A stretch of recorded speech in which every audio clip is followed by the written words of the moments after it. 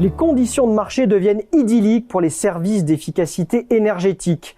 Entre les tensions sur les prix de l'électricité et du gaz, les tours de vis réglementaires pour atteindre la neutralité carbone et les aides publiques en faveur de la transition écologique, industriels comme propriétaires fonciers se voient contraints d'accélérer leurs investissements. Désormais, le thème élargi de la sobriété carbone supplante le champ trop restreint de l'efficacité énergétique, repoussant les frontières du marché.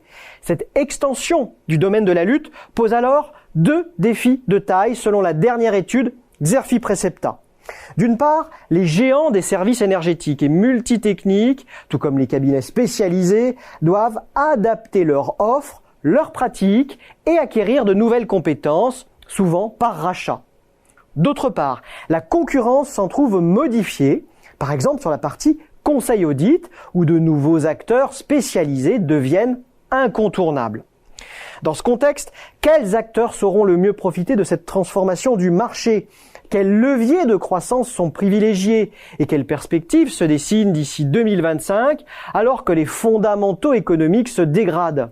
Pour répondre à ces questions, les experts de Xerfi ont décrypté les stratégies de croissance des acteurs sur le marché des services d'efficacité énergétique en se basant sur de nombreuses études de cas.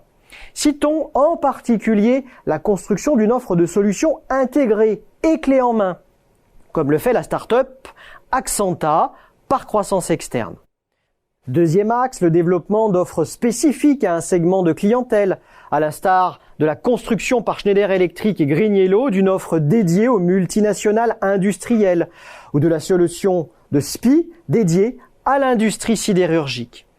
Autre levier de croissance des acteurs, la digitalisation des services d'efficacité énergétique qui passe entre autres par la fourniture de solutions basées sur l'IA ou l'IoT afin de mieux répondre à la réglementation et aux besoins des clients en matière de pilotage dynamique.